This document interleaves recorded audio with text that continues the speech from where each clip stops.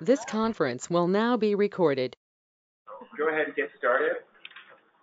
Um, when some of you walked in the room, I was just barely launching into kind of some of the introductory remarks. So I'll start over.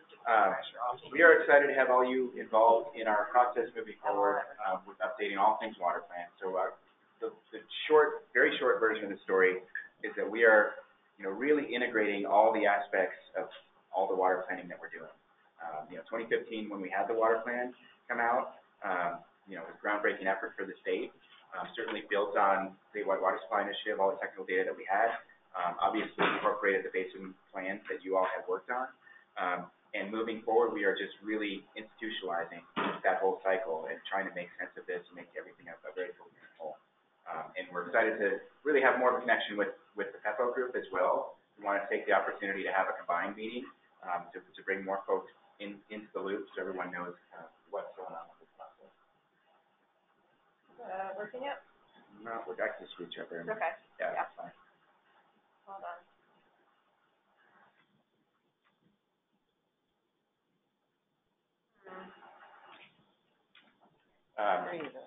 Just first and foremost, just wanted to thank everybody for their input. I know that there has been some apprehension about launching into, further planning, further updates.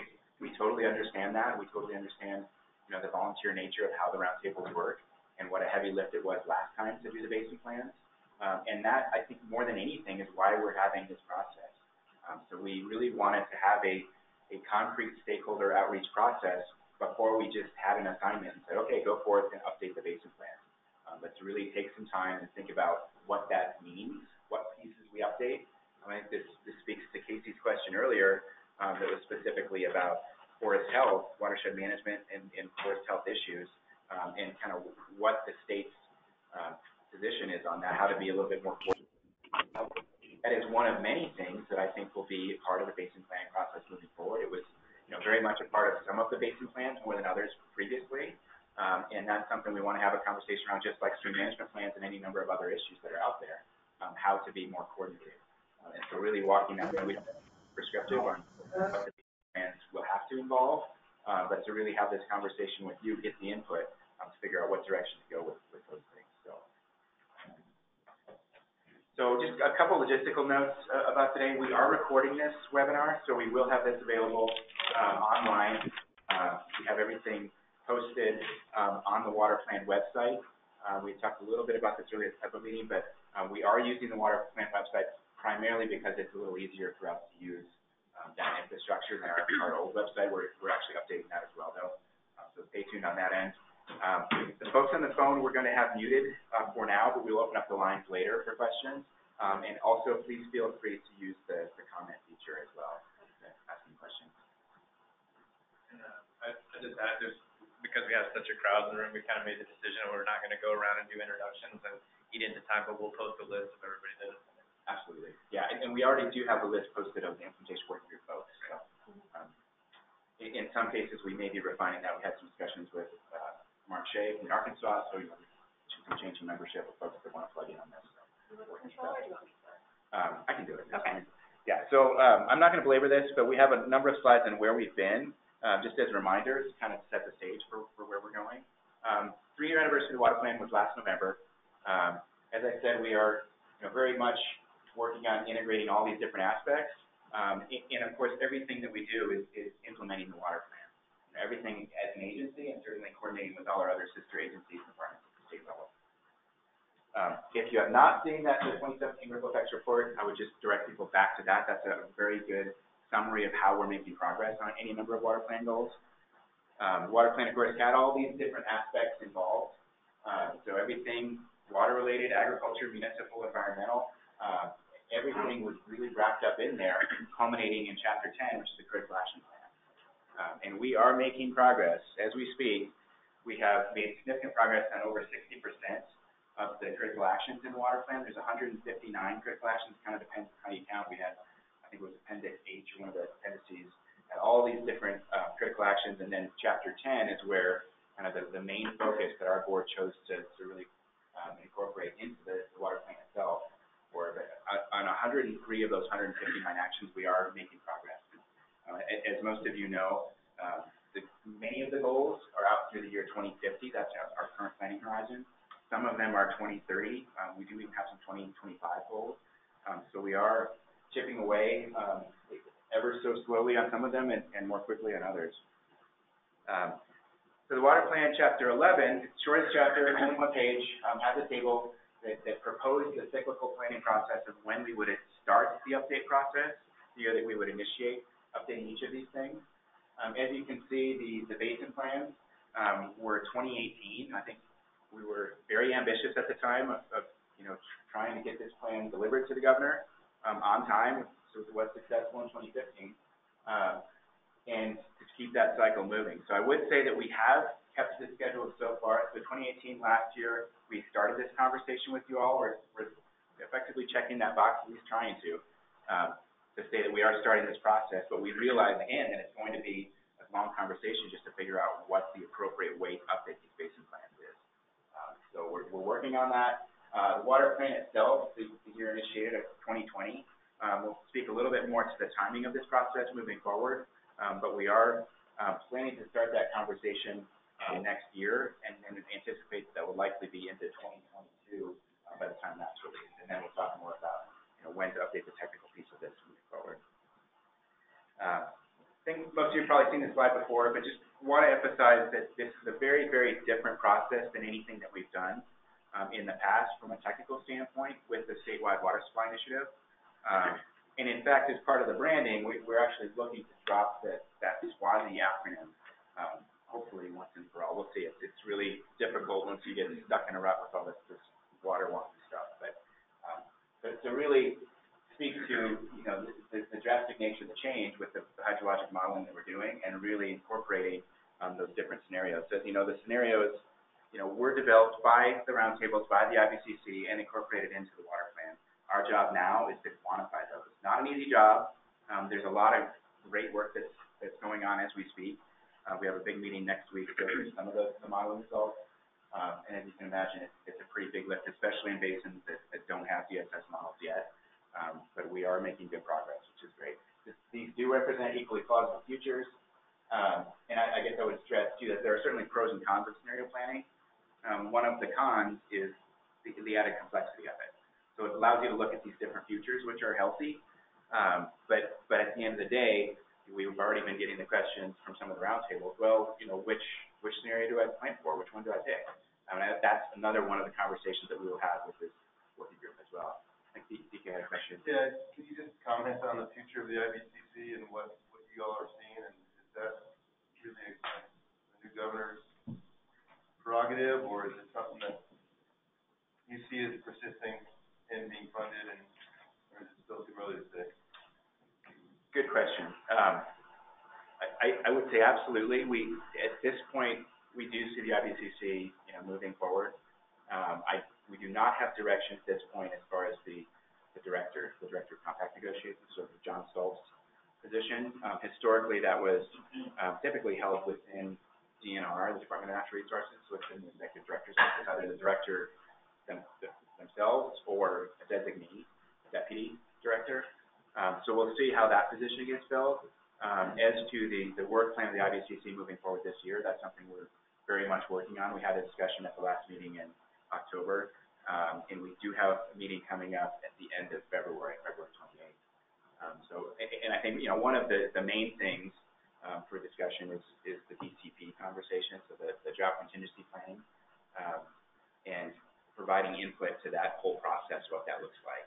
So of course, there's been discussions with our board. We had a board meeting yesterday, and more than anything, Brent and Karen were going through what that process is going to look like.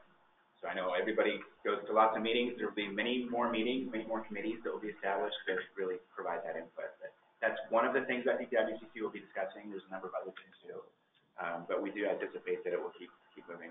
I think that being said, there may be less meetings this year. We may look at maybe just having 3 meetings this year, and potentially even structuring that a little more than we have in the past. So we're not always pulling out our phones and figuring out if we're going to have a meeting in November or October. We just say, okay, we're going to do one in February, one in July, and one in October, and just try and have things a little bit more systematic with it. Jack, you have a question? Maybe you're gonna answer later, so. Okay. My question is, how do you make the assumptions about all of the scenarios besides water? So we're supposedly water experts, like you said, in flow amounts and adjust to that. So when it comes to energy or environmental or hot growth, you know, where do we pull those assumptions from to fit into this scenario? Good question. I think most of that is probably going to be into the methodologies on each of the different pieces. So how we're basically using the data that we have, how we're turning those levers. So we can get into some of that today, but more than likely it will be with the tech webinar. So we also have technical webinars we're going to be doing in the next 4, 5, 6 months on each of those pieces to provide more information. Similar to this, we're going to do a webinar, we're going to record it, we'll post it. But that was the trick, right? So the trick was to read through each of those scenarios. The scenarios just had basically a couple paragraphs. It was a qualitative exercise of what these futures are going to look like.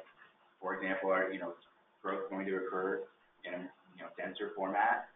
Is it going to occur along the I-70 corridor in mountain areas, or is there going to be more sprawl? And so for population, for example, we took the state demographer's office data. Thankfully, the state demographer's office has projected out to the year 2050 now, and we did a fairly simple statistical exercise to distribute that population among 3 different county types. So it's just basically rural counties, urban counties, and then mountain resort counties. And so defining what those counties were, and then basically redistributing the population within those counties per the different scenarios.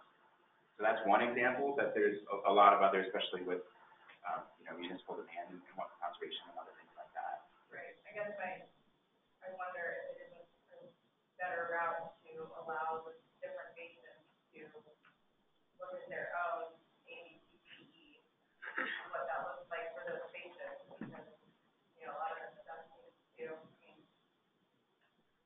everybody's set down, right? Absolutely.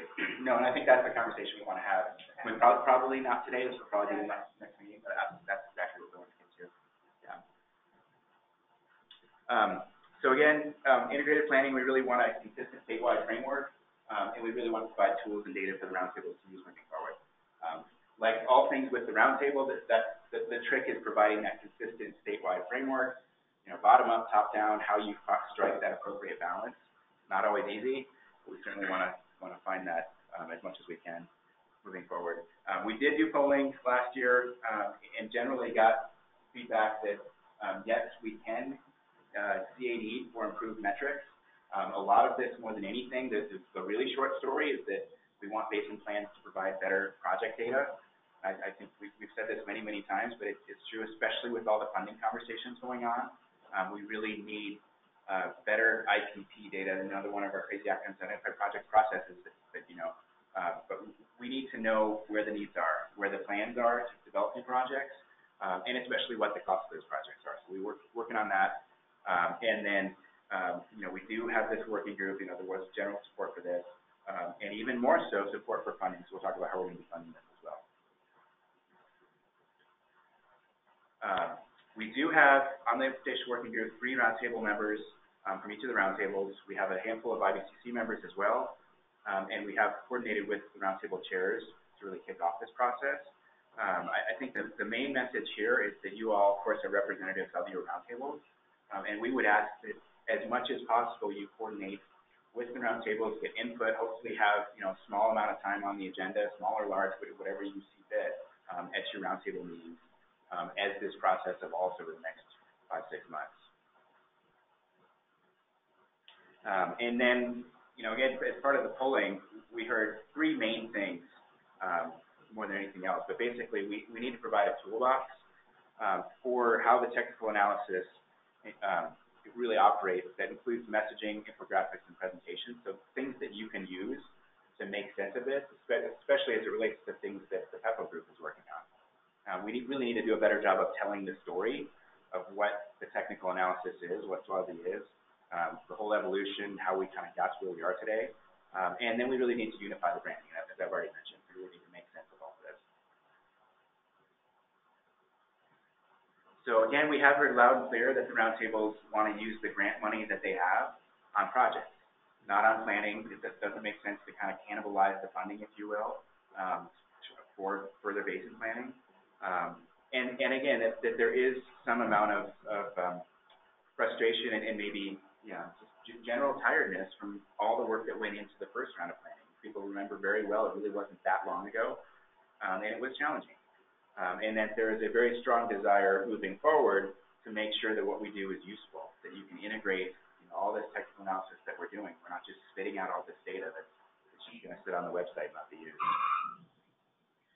So to the funding, also to the branding piece, this is the concept that we've kind of settled on for now is this ABC, understanding that it's not going to be that simple as ABC, but the analysis and planning phase, so really being the Tailored Waterfall Initiative, the Basin integration phase, so being Basin planning, Basin implementation plans, whatever you want to call them, and then the comprehensive update phase, where it all rolls up to the Waterplan proper, if you will, which I think moving forward will really focus more on Chapter 10 than anything else, whether it ends up being that number or not, but on those critical actions. So where the rubber meets the road, as a state agency, what can we do with our programs, with our funding, how do we coordinate with other state agencies, other departments, and whatnot.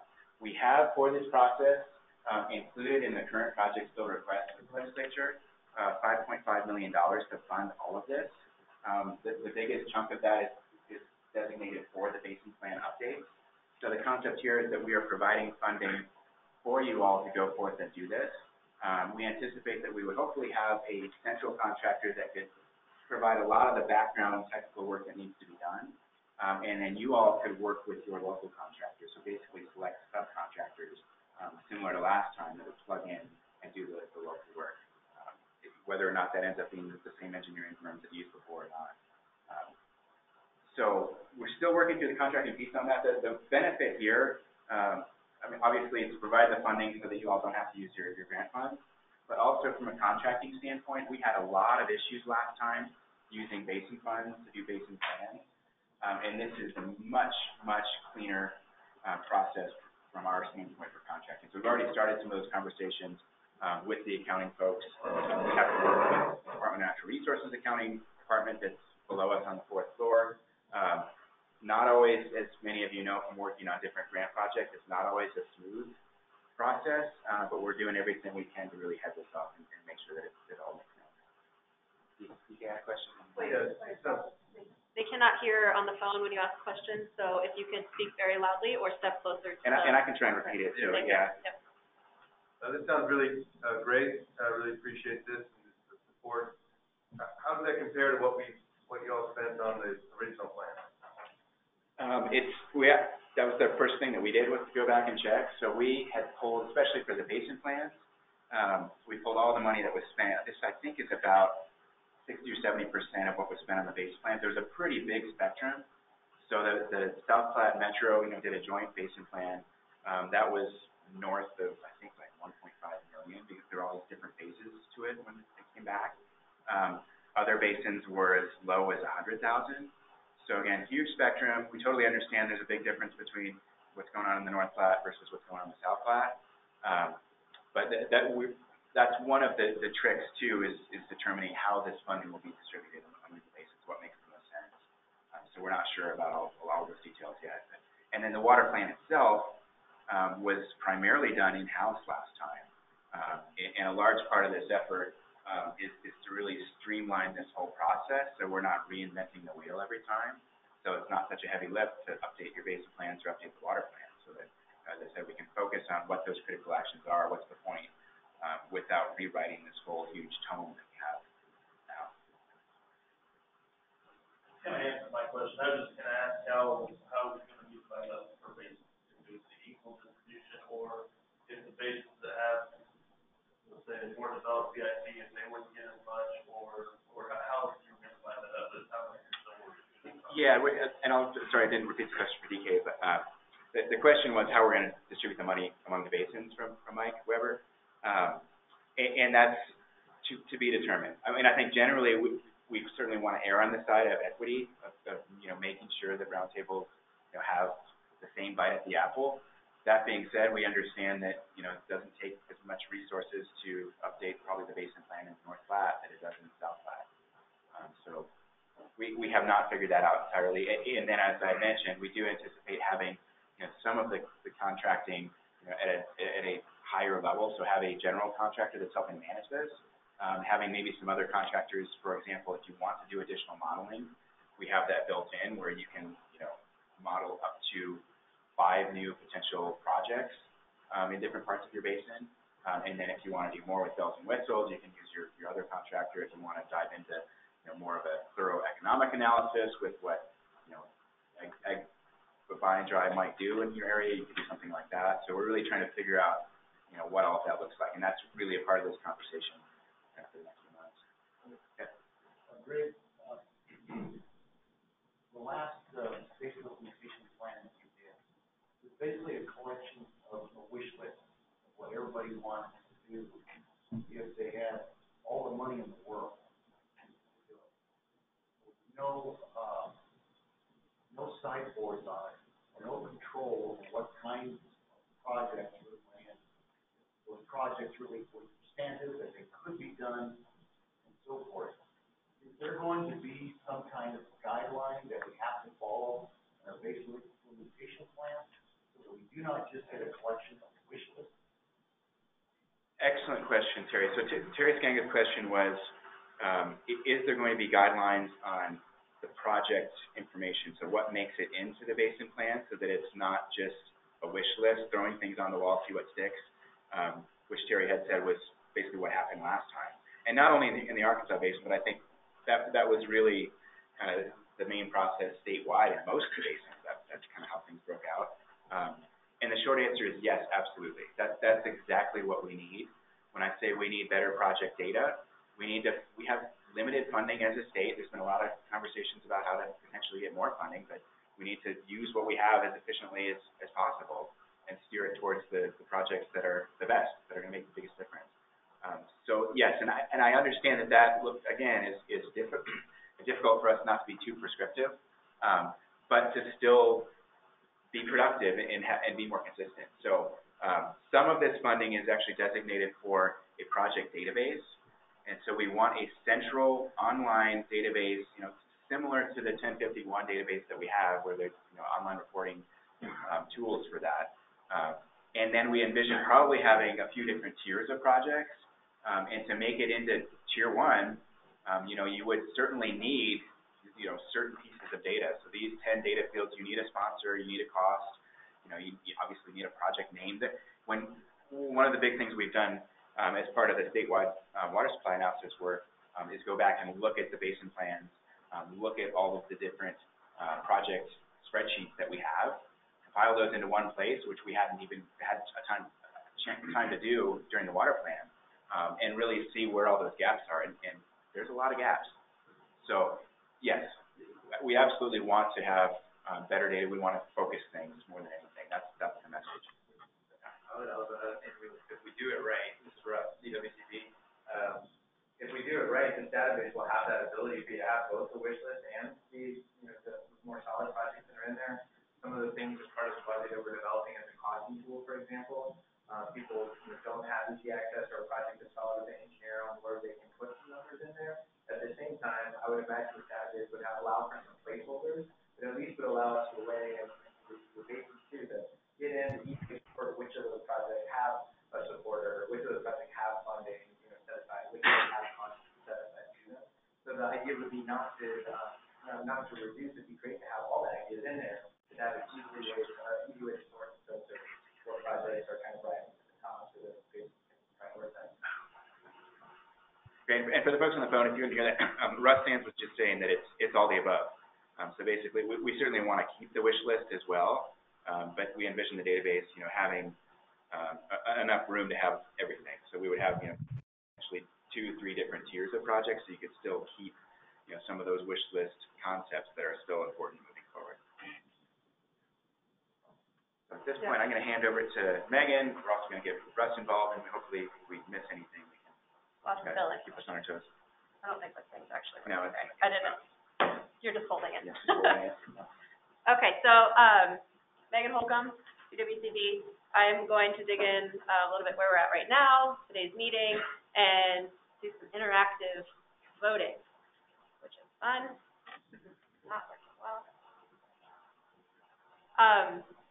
So if you have not recently been to the Colorado Waterplan website, we have updated that website with some information on the statewide supply analysis and this implementation working group. So I encourage you to check that out. All of the presentations and webinars that we are recording today and moving forward will be posted here. So you could always go back if you have questions or want to share specific parts of your roundtable. You can always reference these slides and the webinar. I'll show you later, there's also a landing page for all of those technical webinars that will be posted for the next 5 months for the supply analysis on this webpage as well. So this is a good place to check in. If we do have some clear decisions or recommendations that are made in this working group, we can post those outputs and information on this page as well, so that it is public for everyone. And I think we've talked about this as liaisons to the roundtable, but I'll just reiterate that what we're discussing in these working groups, this is to bring you along the decision process. This is no final decisions are being made here. So there is always opportunity to get feedback from your roundtable. This is just a way to kind of facilitate and move things a little faster.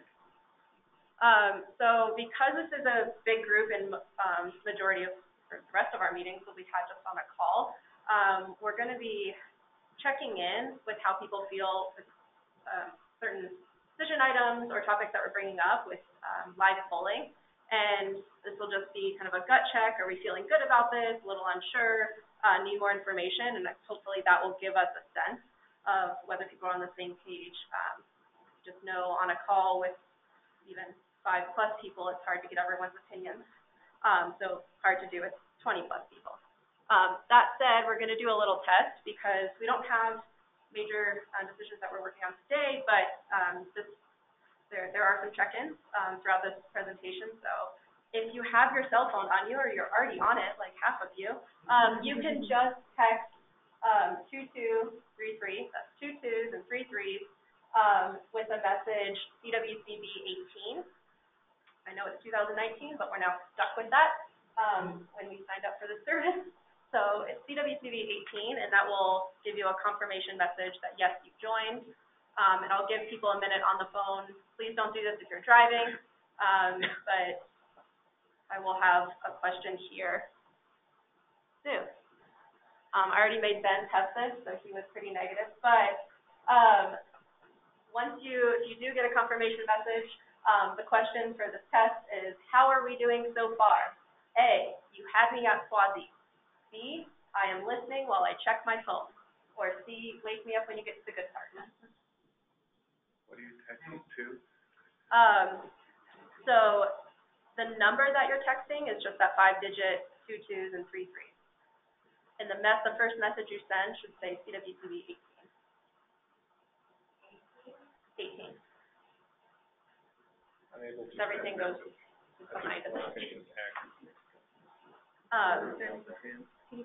I just use this thing for a headphone. Okay. If you don't text, that's challenging. We also have that chat box up. I mean, I have no idea. I get messages blocked from other people too, and I have absolutely no idea how to fix that. I can work with you later, Ken.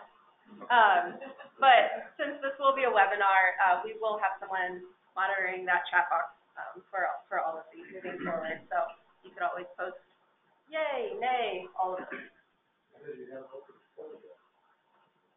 Mine says I need to get the presenter's keyword.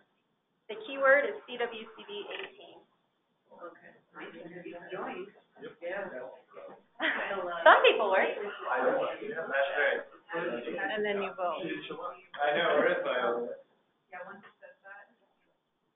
Then you can text your I can give a few more minutes for this, or help ask your neighbors. There'll be, I think we have 2 or 3 more participation opportunities.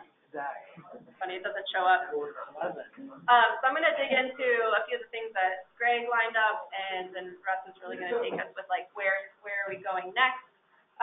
So we talked about, a big thing we heard is in a focus that we're having is to unify the branding under the Colorado Water Plan.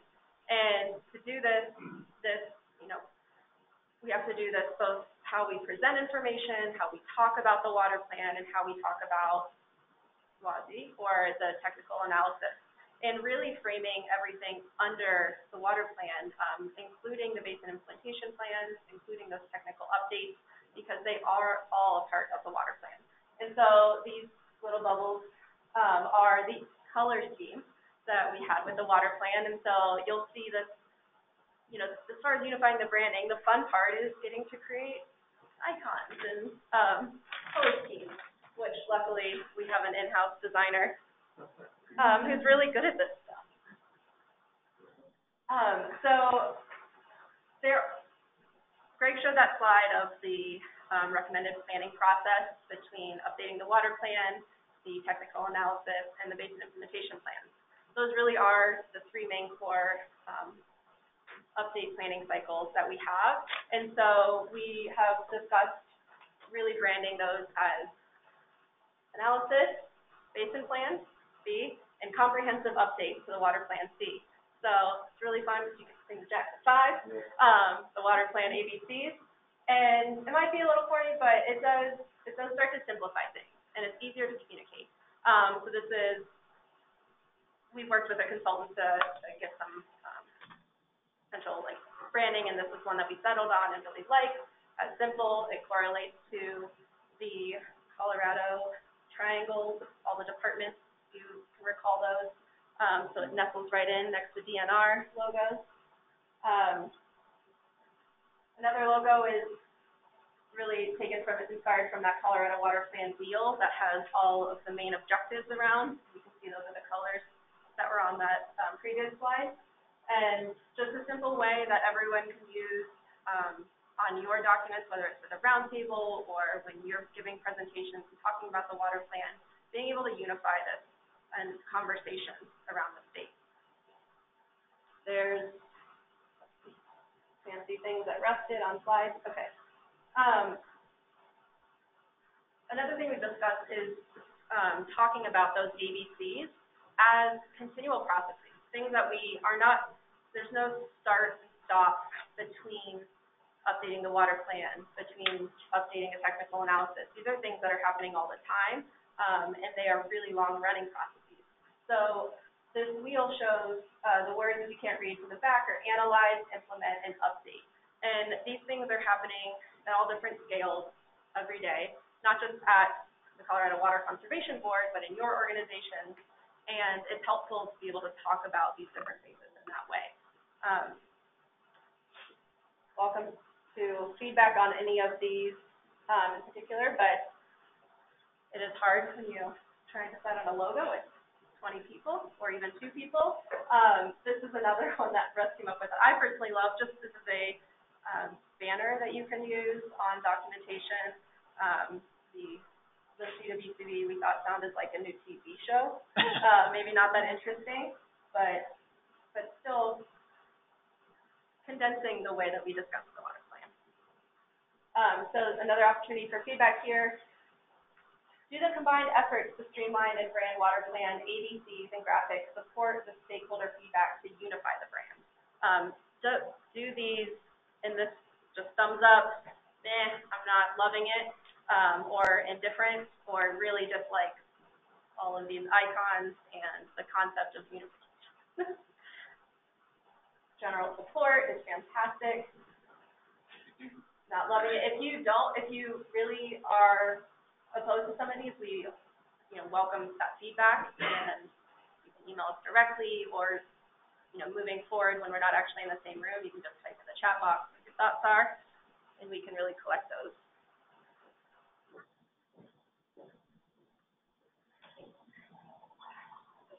Can I ask a quick question? Please, yeah. Is your idea that, let's say this logo is now either in this form or some other form accepted, will we be able to then add our basin, name to that logo? So, we would be able to have... That's a great question. I don't see like why we couldn't, come up with, or if you're working on documents that are just for the Metro or South Platte, or say you're at some festival and you want to use this logo, but add, this is under the context of the South Platte Basin, that's totally possible. Okay. And we don't necessarily have those pre-made, but it's it would not be hard to come up with 9 or 8 different sub-logos if you wanted to use these in the context. And I also know that some basins have come up with their own. That's absolutely fine. This is not a you must use this logo. It's just part of that toolbox, which is the next slide. I'll get to one of those resources that we've heard people ask for, and so that's where this is coming from. That said, the next page I'm going to outline our concept for a toolbox for the technical analysis and resources for communicating the water plan. One thing we heard is stakeholder interviews, which, when did those happen? Last summer or fall, maybe? We had several calls with different outreach groups. I think there was a education call. There was more of a technical call where we were really working with a consultant to survey what people wanted out of SWASI or wanted to see as resources. Was it just the raw data, or was it really high-level presentations that they can share? What are the different products? And I'm going to ask a question to you all later that you would really like to see in some sort of online resource to help communicate the technical updates. So some items that were discussed as potentially part of this toolbox are infographics, presentations, news releases, videos, fact sheets, a glossary for all of our fantastic acronyms, story maps, feature articles, social media tools, etc. These are things in your basins I'm sure you've thought of. So we came out with these 3 categories for the toolbox, which were high-level outreach, core resources, and more technical data output. I don't know if you can see in the back, but these each have different target audiences. So an outreach target audience, an example, would be educators or HEPA liaisons. For the core resources, really the roundtables as our main audience, and then those data output section for contractors or more of your technical audience. So the type of items that would be in each of those correspond to, obviously, those audiences. So communication tools and outreach, more planning tools for the roundtables, and then the more analytical tools for the technical audience. And then those examples that we had on that previous slide, you could see them breaking out this way, which are logos, which we just went through for a media kit, PowerPoint presentation slides that really, walk someone through, so you could talk to different roundtables, with the same presentation slide and really follow along the same storyline. One-page analysis summary, so just what is the technical update and what is it for, why do we have it? In that resource category, there's a little more, you're going down an onion layer of depth, which are fact sheets. Is there a question? Unmuted. Fact sheets for each of those methodologies and the big insights from each methodology. The full water plan analysis documentation, so that's the full final report that will come out in July, and then other tools such as the costing tool that could be utilized by roundtables or stakeholders. The data output category is going to have more of your core data, so possibly an FTP site with all of the information like population, those really taking those scenario plans from more contextual text to actually what was the data that was used to run those models. And we can have all of that data broken out by roundtables or by sector use, such as municipal, agricultural.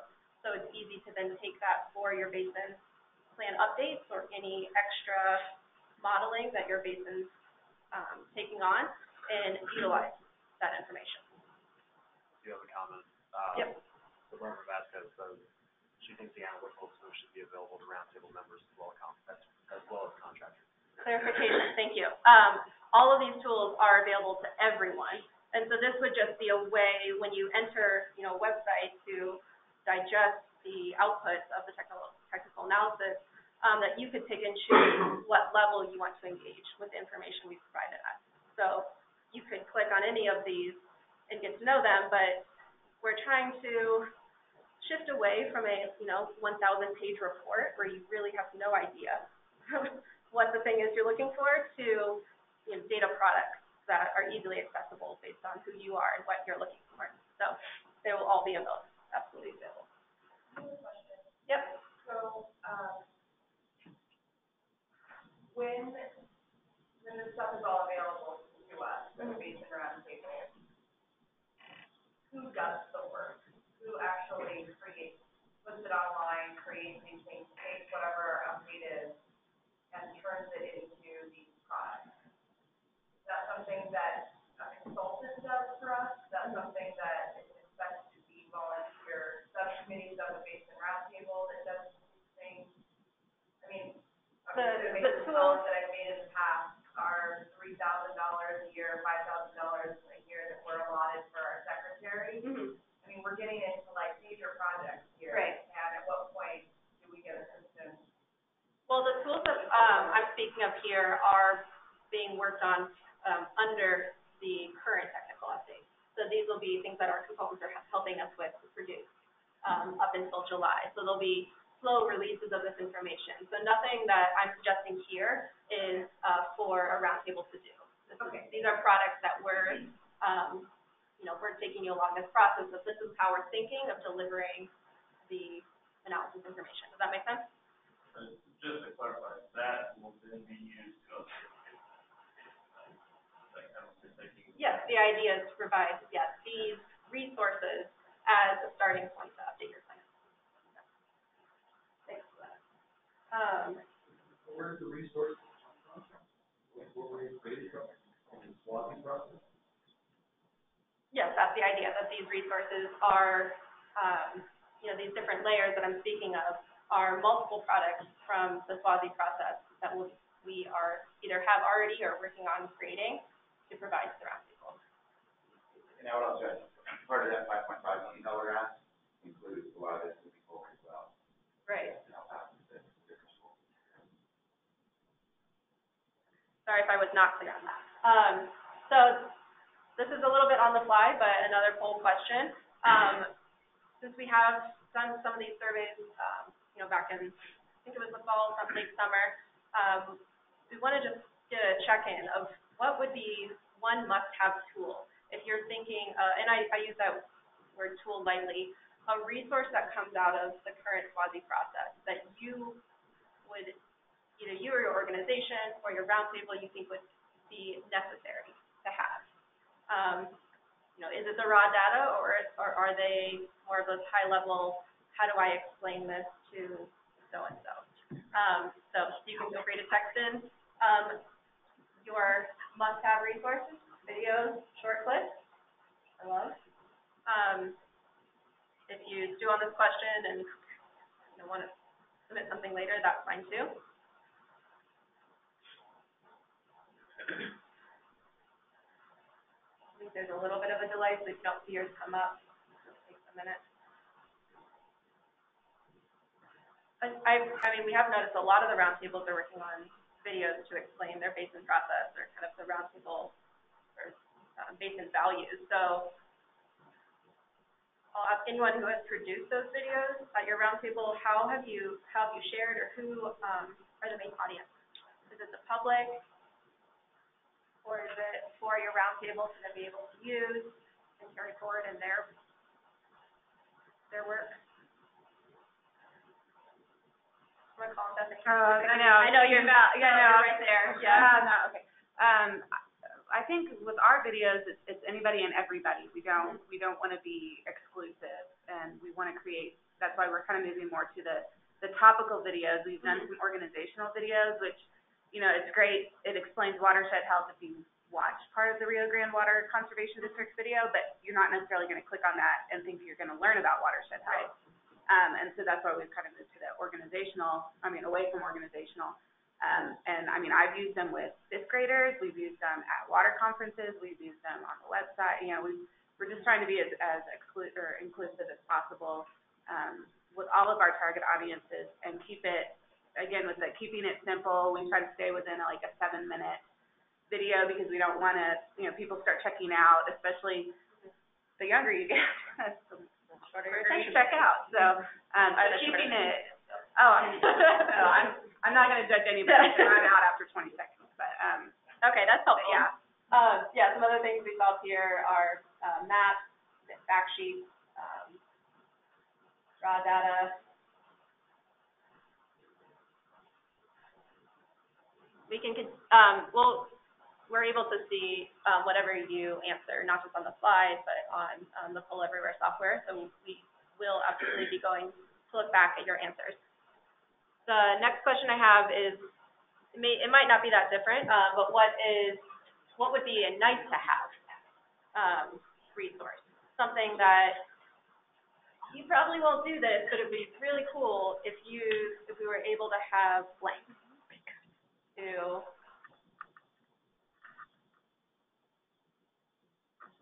graphics. Okay, I put consistent effects, but it's supposed to be on the other one. That's okay. So, that's okay. Is that more staff? What is it? More staff?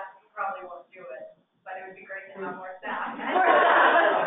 Yes, please. So I have a question. How do people who are technologically handicapped participate in this?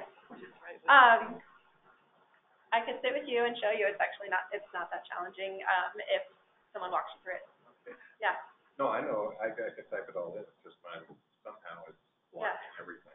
Yeah, I don't want anyone, that includes people on the phone, feel like, and also these are easy questions, because moving forward we might have, some more direct, like poignant decision points.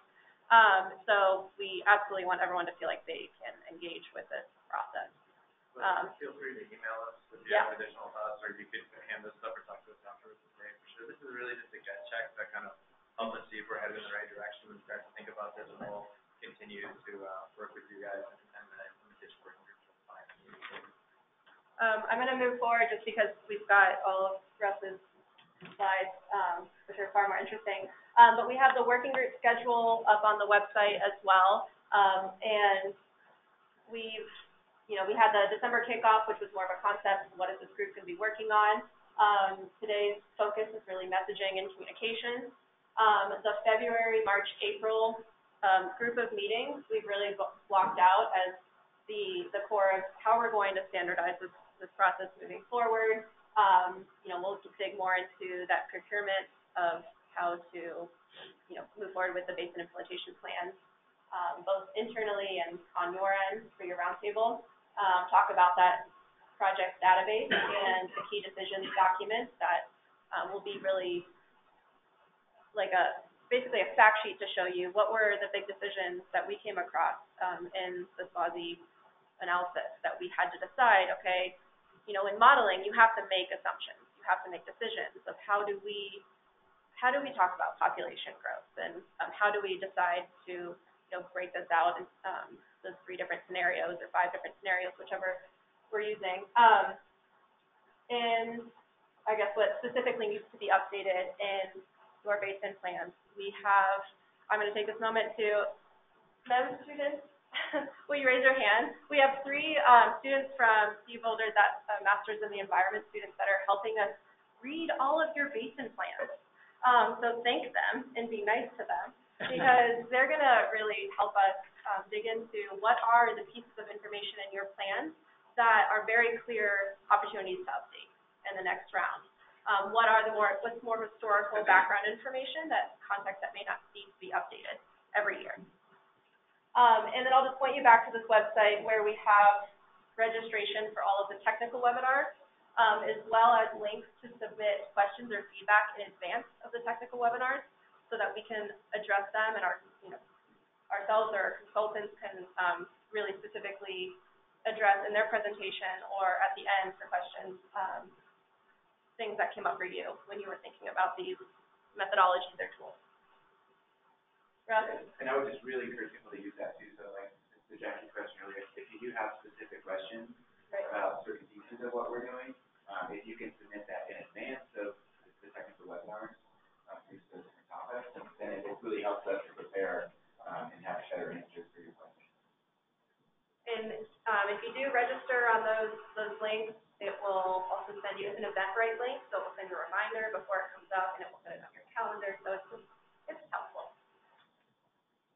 So, thanks for bearing with us. I know this is long, and I know that this process, you know, some of the time we've made the effort to go around to all the roundtables, and of course we have staff that are there at every roundtable. But Greg and I have made it around each kind of doing the Swazi Roadshow, and a little bit of this has been that kind of overview of Swazi or now just the water plan analysis moving forward. Updating the Basin implementation plans, just like updating the water plan, or even just getting through the end of this analysis, kind of feels overwhelming at times. So a big question, I think what Megan alluded to with the folks that we have helping us kind of look through the Basin implementation plans is really just to get a handle on what needs to be updated. And that's an issue for us just when we look at the water plan. But you can see there's pieces of it that are, this historical piece hopefully isn't changing much. There may be things that we're adding moving forward, but it's more about what are the specific, you know, tell me the 50 graphs in the Basin plan that need to change based on the analysis that we've done, or maybe that are going to continue to change based on moving this forward to the Basin and then kind of take the data and run with it a little bit. Tell me the sections specifically that need to change. Certainly we know IPPs are going to be a focus. So a bit of where we're going from here is really trying to make this a more seamless process of what was Swazi into BIPs. I mean, keep in mind, this is the first update of Swazi since the water plan came out. And of course, when the water plan came out, it was tied in very intricately with the Basin implementation plan. So now we have an opportunity to kind of really do this in a stepwise process of let's get the data and then see how the basins can run with it. Tell us what, you know, what works and what doesn't, and then take that and mold it. You know, we know across these 5 scenarios, as Greg said, we've already gotten input. Maybe 5 scenarios aren't particularly helpful. I mean, that was the mandate that we have moving forward, but we'd like to work with you guys to refine what would make it helpful. I think we heard some comments in the Amber or the Gunnison of, if this doesn't do X, it's not helpful. Well, we may not land the ship exactly the way it needs to be when the document comes out, but the beauty of it is that the process we're setting forward is not to have the statewide water supply initiative technical analysis be the end-all, be-all, as that was what it was pointed to before, is now to be something that can be adapted and molded and run with by the basins to really make it their own. And if that means by the time we get to the water plan update that it's changed slightly, so much the better. I mean, the whole goal, for God's sake, if it's not useful, let's make it useful and let's work together to find a way to do that. And let's find a way to make it not seem overwhelming. I mean, to your point, Jackie brought up a couple of times about just staffing. Some of the reason we heard that comment about whether it's eating into Basin plans or staffing, we have made a lot of decisions and we're really trying to be thoughtful of documenting as we go through this process of what are those key decisions that we're making. On some level, though, it is a decision one way or the other that, you know, individual basin or all the basins may or may not think was the right choice. Certainly that's heavily informed by the stakeholder process, the tags that we had early on in the technical advisory groups, and yet there are decision points in between that are kind of these micro decisions that we have to make. We're documenting all those, and then hopefully if we put all these outputs in this toolbox and this data, which we've gotten the, you know, Swazi's a black box comment before, we're really trying to open that, you know, parent black box and make it this kind of more open data concept that we can share and that we can work with the basins more intimately on moving forward. So, you know, we're really trying to open this up, get buy-in, kind of work with you guys, work with this implementation working group to get direction and kind of have a little bit of review before we launch the final document. One of these examples, and something we're going to be talking about a lot with the implementation working group, and something that Greg touched on, is just the quality of the IPP data we have. I think, Terry, you had mentioned this is some of the stuff in there is just a bit of a wish list, and that's totally fair. But when we're looking at the IPPs, the projects that are in place or projects and processes that are in place, I mean, some of them don't even have a name. You know, this is just kind of showing you across the different basins some of the gaps that we're seeing. We've tried to whittle down maybe into 10 to 12 different items that are kind of maybe must-haves for input. So your project should have a name. Your project should have a location, those kind of things. And this list is something that we see working with the implementation working group to help define and refine. So if we got something wrong, it's like that is too much of a lift. We absolutely can't commit to doing that. Then we need to hear that and work through it. But we're hoping we can settle on some kind of, if you're putting in an IPP, it has these, you know, maybe 10 elements that everybody's going to update. And then, of course, if you have more detail, great. And if you have less detail in some, maybe there are those placeholders of this is a wish list item for now. We're not going to have this data, so maybe that goes into a kind of a separate, filtered out database on that. So the idea is to be kind of, yes, go ahead. I can't actually, it's so tiny. Sorry. We'll go over this. Yeah, we can send the slides and you can, if that would help. Okay, perfect. So anyway, this is one example of something we're going to be talking through with the Basin. This, I think, kind of, Terry, last time we did this, when we went and we put out the guidance for how the BIP should be updated, it was very much more just, here's what we kind of think at the CWCB level. Again, very small text. I'll send this out, or we'll post it up on the website, actually, it'll probably be easiest. But we'd like to get the input from the implementation working group on how this should move forward and how it should look. Yes, go ahead. I think it would be really important.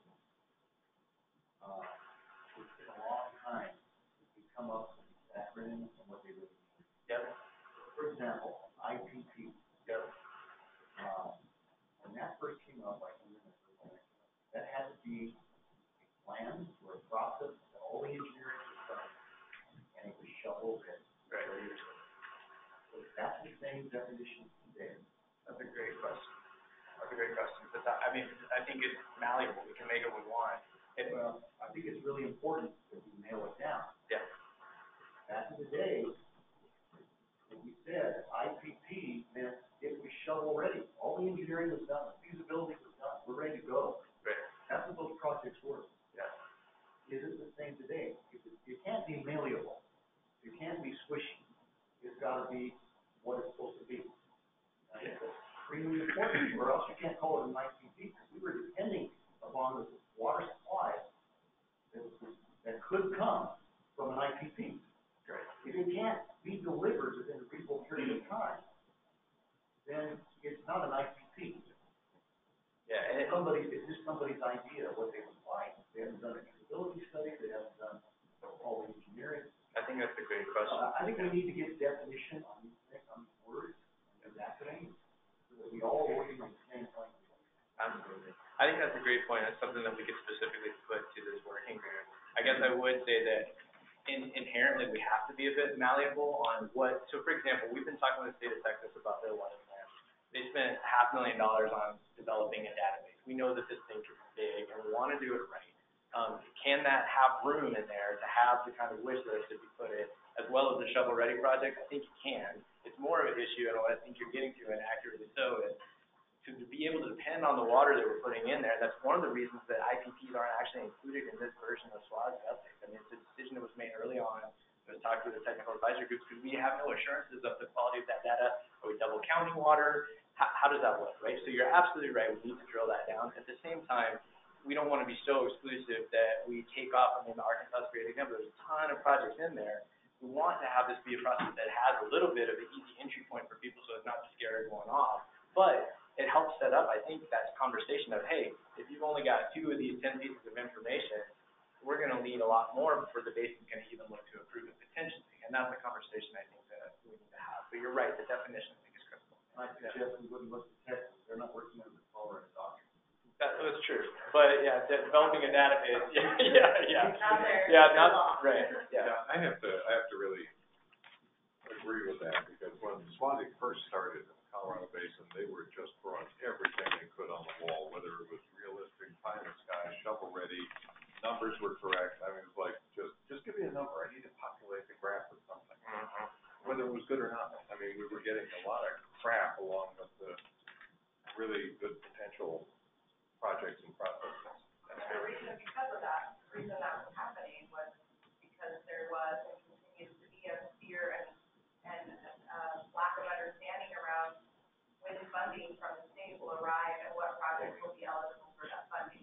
Or So what nobody projects wants to be left are out of being on the special list because if miraculously there's an extra $1 million coming down to the Basin, everybody wants to be included in a slice of the pie.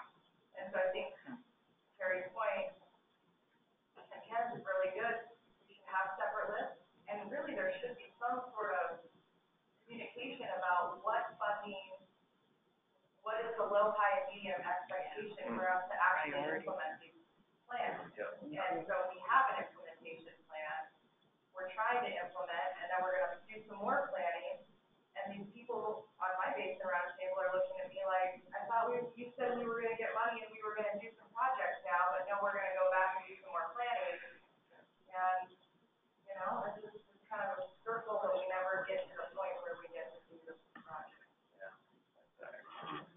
Yeah, I think those are both, I mean, the same concept, but something to flesh out more with this working group and drill down into moving forward. That's critical, right? We've had even, as we're doing some of this really technical modeling, certainly in Yampa, you guys are out in front of doing a lot of that on your own, but some other basins not as much. We've had even one of our contractors Wilson suggest maybe it's just the support where you help model the top 3 IPPs or something like that, and then you kind of filter beyond that, so that there's at least some, to your point of staff and support, that we can help kind of work through on that. So these are all open for discussion, but great. And also just last way, I won't say that. You can keep going. I think even if it's very clear that this planning process does not equate to having money per project, we just say it.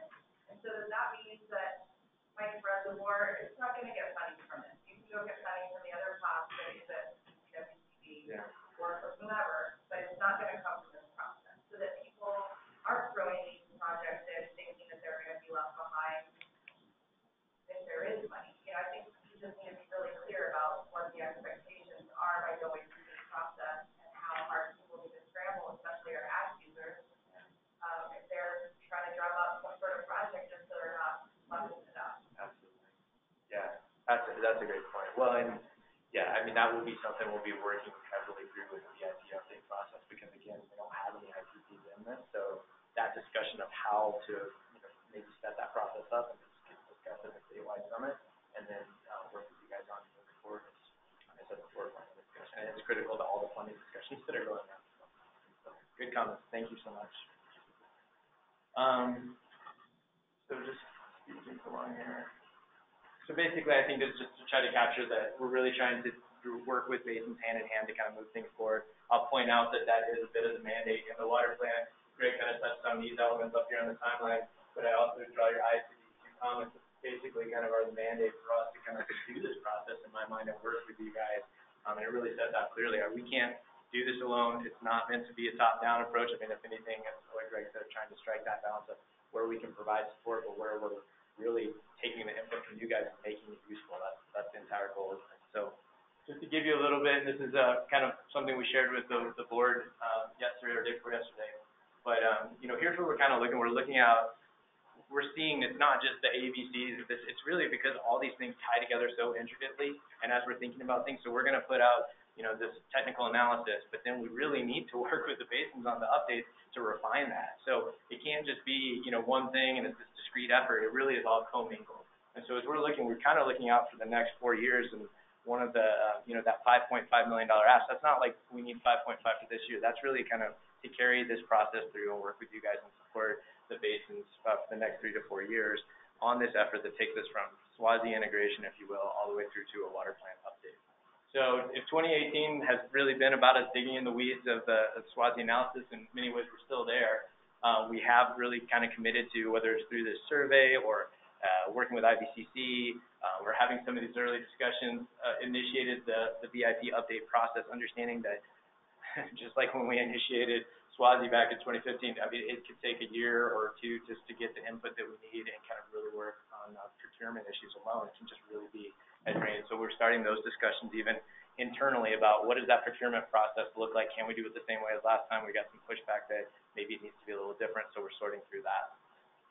In 2019, this year, we're really excited, not just for this implementation working group, but I'll talk about it in a minute, but the Basin-wide summit that we have in September, and then just getting the SWASI update out the door. So the technical analysis will be out in July, and what other visuals I'll talk about a little bit that we're hoping to launch with that. For 2020, that really is kind of it will be the 5-year anniversary of the water plan. We're looking at celebrating that potentially with a statewide summit, maybe that's a bit of more broader focus. Just the intention of this first Basin summit is really to focus on the VIP updates, but we might be looking more broadly, and also to really scope and have started in development that IPP database we're talking about, and to really use that as a launching pad for updating the water plan, which I'll add. If you really think about it, the process of updating the VIPs is really the process of updating the water plan. So much of that, whether it's the Chapter 10, like what are those IPPs that are going to be put in place, or what are the Basin goals, that is the water plan. So we're hoping that we can catch some efficiencies by doing these things in tandem. In 2021, looking hopefully at a trajectory for completing those VIP updates, and then really having a draft of the water plan, maybe by the end of that year, hopefully, that we could get some feedback on. We know that that's a time-intensive process that needs a lot of input. And then looking to having a new water plan, that IPP database launched in 2022. So that's kind of rough time frame. So, yes, sir. I just want to clarify this. You're talking about implementing the VIP plan updates. Initiating in 2018.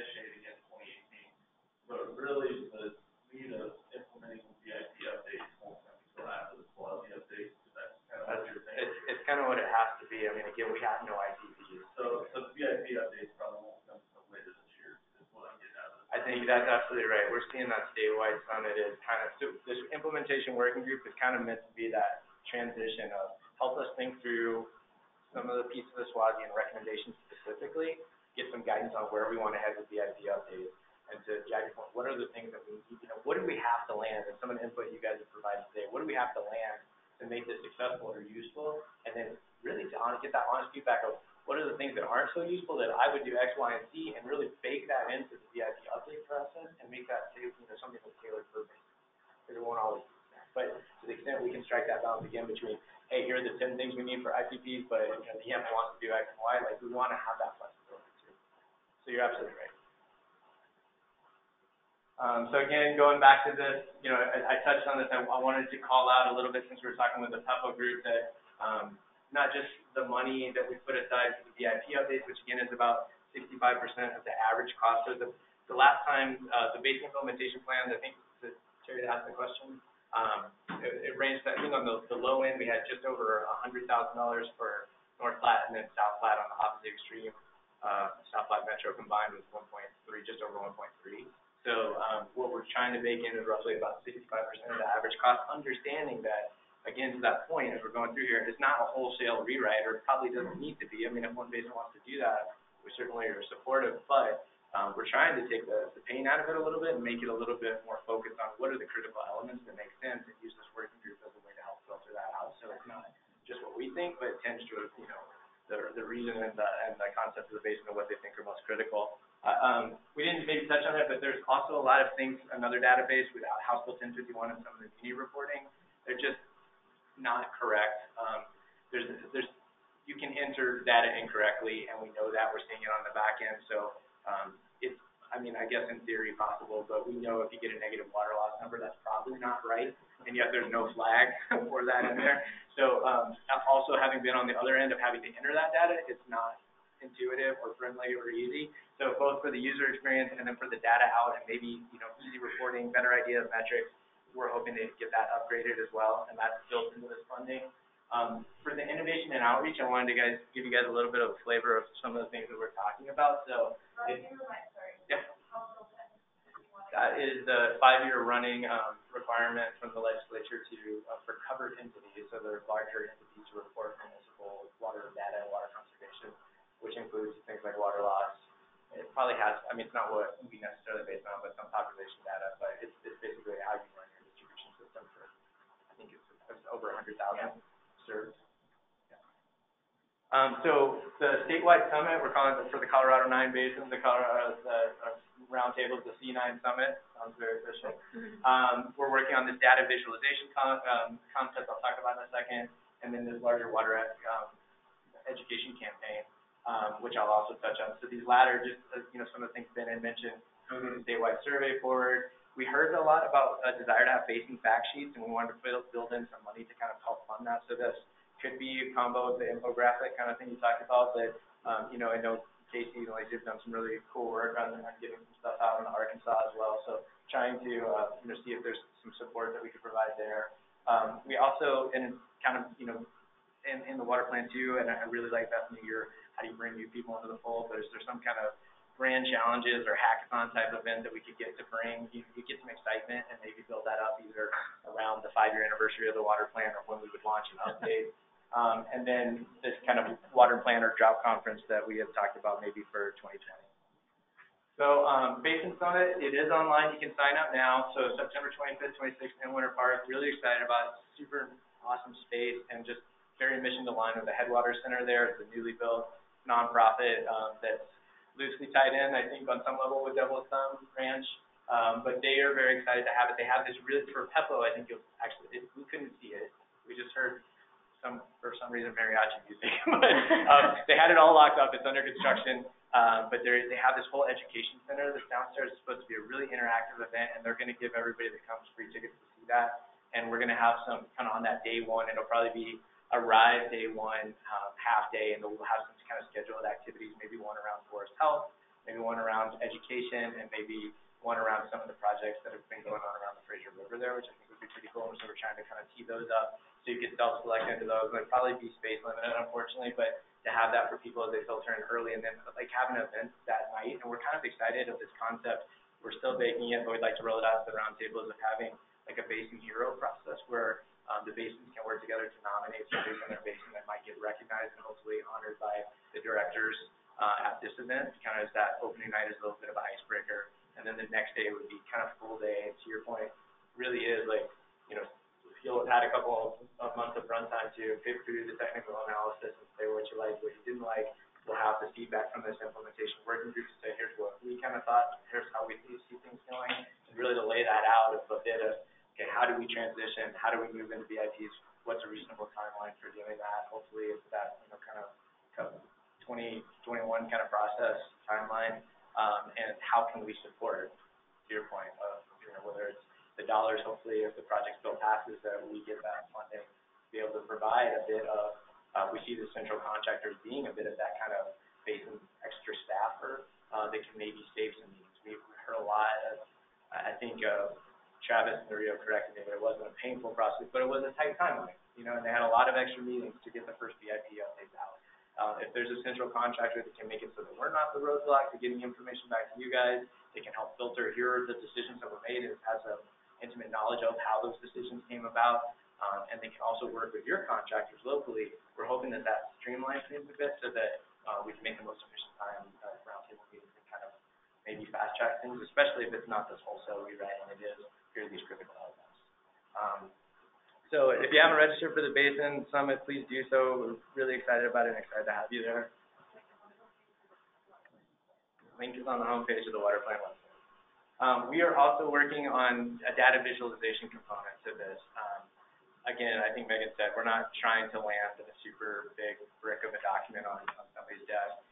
We've got a lot of input of just not to do that explicitly. I think, Nathan Coombs from the Rio told me, is like, you know, the shorter, sweet, more concise you can make this, the better. At the same time, and this really speaks to that graphic about the toolbox, right? We have different levels of people we're trying to hit. And that it's just where people are coming in, and we want to make this accessible, right? We need anybody from the public to be able to come in, and this data will all be there. I think that question on the phone is not just the roundtable contractors, but I mean, this is going to be open to the public can see too. And there's going to be endless amounts of data and endless amounts of tables that aren't particularly helpful for most people to see. They want the kind of nuts and bolts, tell me what's happening, tell me where you think gaps are, tell me what the scenario process is like. And so we're trying to streamline that, but then have this very thoughtful repository of data outputs that are easily accessed by the basins or other contractors, or everyone needs to take that data and run with it for the purposes of anything from doing an update to some kind of data visualization like historic maps, right? We are hoping that we can kind of, with this process, maybe move a little bit beyond story maps and make a data visualization that would be a little bit of something that people could toy around with. You know, maybe you could click 10 different items and say, you know, give me this hot and dry scenario with, you know, the max population and show me what that would look like. And so they could be a little bit interactive. That's our goal and our vision, but we're still in those discussions now. And would this be in the CWCB website, the information marketplace, or where? Probably all of the above. So yeah, the data visual, I mean, it's TBD. We're actually going to put out an RFP here pretty soon for the kind of data visualization component to kind of carry us over the line. We've been working with a couple of contractors to kind of get some thoughts on what it might look like and help us think through what we want to get out of it. And now it's time to put out the RFP to kind of really put it out. It will probably be a website, and then it's a question of, is that the landing page? Is it just on the Waterplan website? Where will it live? The data, which might live like the hard data exports, will probably be in that toolbox, but we've been collaborating a lot with our OIT department on how we can make that data most available, so it'll probably live in the website. And And then, last but not least, one crazy concept we put out there we thought we might run by you guys, and we've talked a little bit about, is this idea of possibly revamping the Water 2012 effort to a Water 22 initiative, understanding that it would now be 10 years on from all those cool anniversaries that we had. So it was the 75th anniversary in 2012 of the River District, Northern Water. But now it would be 85 years, but it's also like the 100th anniversary of the Colorado the River Compact, as well as a few of our other compacts and decrees, which is kind of an interesting concept. So as we think about forecasting out not just the 5-year anniversary of the Waterplan, but baking in some realistic time for the basins to do their updates, and maybe build this into the Waterplan update, this seems like a really cool education piece that we can continue to work with PEPO on specifically to kind of move concepts forward and see what kind of buy-in or ideas there are. So I thought we would throw that out there, and certainly anything we don't get to talk about today, feel free to email us or continue those conversations through Ben or Megan and I or Greg directly. So summary is, I don't know if you noticed, but we are dropping the S, but it's still your plan. So it's just quite simply a lot easier to write the Colorado Water Plan than try to always nuance around Colorado's Water Plan. It's still your plan. It's more so we're trying to double down on that. But it is the Colorado Water Plan. It's the branding we've kind of moved towards. It's a multi-step process, and we need your help to make it good. I mean, the reality is we're really blurring the lines now between these discrete efforts and making it one long piece that's all part of the Water Plan update. Just as Megan said, we're constantly in this wheel of updating, analyzing, implementing the Water Plan. They're not mutually exclusive. We can plan and implement at the same time. We do it every day. You guys do it every day. But the reality is that we're going to need the basins and work really closely with them to get this right. You know, somebody apologized to me the other day for getting taken to task at one of the roundtable meetings. I'm like, we need to hear that. If it's not useful, let's work together and make it useful. And I would rather have that input directly given to us than when you get that sense that people aren't talking up, but they're really upset about, I would love to work with, Doug more to find out how we can make things useful. How can we drill into and we know that just because it's budget or time, it's not going to happen by July when we put a slide out. There are going to be pieces of it that people disagree with. But we're building in this money, and hopefully it will get through the legislature, and we get approved for it, to have the funding and support in place to let you guys really run with it. And that would be the hope. If we can make it twice as effective, let's do it. So that's really it. Stay involved. Go to the website. Check out these webinars. We're recording everything. Sign up for the summit. And we'll leave you with this last question here, which I like the icons that Megan set up. But question is, how helpful did you find this? A, really helpful. B, helpful. C, not sure. I'd be surprised if there's not sure. I'm sure there's some strong opinions. And then not helpful at all. That was good. That was good. No. Yeah. So again, to my point I just made, for people who don't think it's helpful, please just reach out to me. I mean, call or email or let's set up a one-on-one. I would like to find out what isn't working so that we can make it work. I think that's what we'll go with all this. So thanks for your time, and I guess we can unmute the phone and take any additional questions too. Yeah, we thought of that. Ben, did anything else come in chat? No, I answered. He's been answering them as we go. Yeah, and apologies to Rob and Rico, we'll speak about that, how we went on, so we'll have an important update about the water education. I was just thinking, how to do 30 minutes in 5. Nice. Are you done? Yes. Yeah. Okay. Hello, everyone. I'm Rob Berge, and are we going to I've got your presentation, yeah. Okay. I have a handout, so let me just preface this. I'm with Water Education Colorado as a consultant. Jalen's here, Jalen Poppleton, our executive director, and I'm just thrilled to be back. I was part of the Water Education Task Force effort 10 years ago, and some familiar faces in the room and new ones too. So